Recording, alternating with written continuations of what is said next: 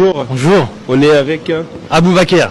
D'accord. Et c'est quoi qui a fait qu'avant vous étiez musulman et maintenant vous êtes un chrétien? En fait, moi, mon père a amené un imam à la maison pour nous faire lire le Coran. On lisait le Coran en arabe, mais on comprenait pas l'arabe. On récitait des versets par cœur en arabe sans rien comprendre. C'est comme ça que mon père m'a éduqué dans l'islam, sans rien comprendre. Et au Pakistan, il y a des madrasas où on fait lire, où les enfants ils apprennent par cœur le Coran, mais sans rien comprendre parce que c'est de l'arabe. Donc moi, je suis en France. Dieu a permis que je parte dans une famille d'accueil en France. Comme je vous ai dit, j'étais parti pour des vacances pendant 3 semaines. Et en fait, c'est là où j'ai entendu parler de Jésus pour la première fois. On m'a parlé de Dieu en français. Et là, j'ai compris. J'ai lu la Bible et ensuite j'ai lu le Coran en français cette fois-ci. Et j'ai vu que c'est pas du tout une continuité. Parce qu'en fait, la Bible déclare que Jésus est le Fils bien-aimé de Dieu. On le voit dans Matthieu chapitre 3. Matthieu chapitre 3 verset 16, lorsque Jésus-Christ a été baptisé dans l'eau. Jean-Baptiste, voilà, il a baptisé Jésus. Jésus est sorti de l'eau. La Bible dit que Jésus s'est mis en prière.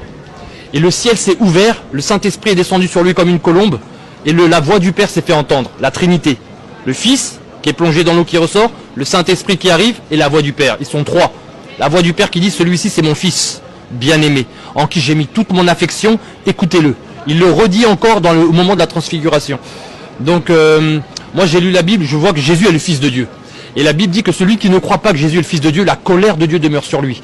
Et que c'est un antéchrist. C'est écrit dans la Bible. Celui qui nie le Père et le Fils, voilà l'antéchrist. Celui qui nie le Fils n'a pas la vie. Il n'a pas le Père et il n'a pas Dieu. Et il n'a pas la vie. Donc le Coran dit le contraire. Comment Dieu peut-il avoir un enfant alors qu'il n'a pas de compagne? La Bible ne dit pas que Dieu a une femme. Et Dieu n'a pas besoin d'une femme pour avoir un enfant. Parce que même une bactérie peut se reproduire sans enfant. Sans femme. Sans qu'il y ait une compagne, sans qu'il y ait un binôme. Une bactérie peut se reproduire comme ça. À combien plus forte raison le grand Dieu peut avoir un enfant sans avoir de compagne. Donc Dieu est tellement grand qu'il peut avoir un enfant. Ensuite, la Bible déclare aussi une chose, c'est que Jésus-Christ est mort à la croix. C'était la volonté de Dieu. Ésaïe 53. Le Coran dit qu'il n'est pas mort. C'était un faux semblant. Ils ne l'ont ni tué ni crucifié. C'était un faux semblant. Mais Dieu n'est pas un menteur. Dieu n'est pas un menteur. Lorsque Dieu dit qu'il va envoyer son Fils mourir à la croix pour nos péchés, c'est écrit dans la Bible, il y a plein de passages dans la Bible. Dieu ne peut pas se contredire 500 ans plus tard en Arabie Saoudite pour dire complètement le contraire sur l'identité de Jésus et la mission de Jésus. Jean-Baptiste a bien dit, voici l'agneau de Dieu, celui qui ôte le péché du monde. L'agneau de Dieu, c'est son identité. Jésus-Christ est l'agneau de Dieu. Et ôter le péché du monde, c'est la mission de Jésus-Christ. C'était ôter les péchés du monde. C'était pas juste guérir les malades et faire des miracles. C'était bien plus que cela. À la croix, Jésus-Christ a dit tout est accompli. Donc voilà, moi j'ai lu la Bible, j'ai lu le Coran. Je crois que la vérité est dans la Bible.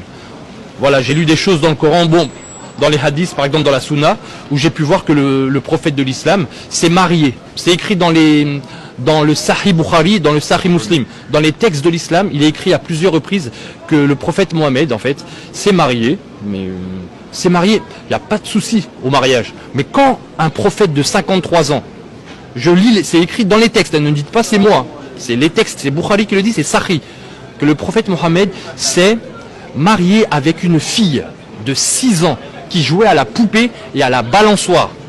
C'est du Sahih. Et c'est pas écrit qu'une seule fois, c'est écrit plusieurs fois. Il y a un autre passage qui dit que quand le prophète Mohammed est mort, au moment de sa mort, Aïcha avait 18 ans.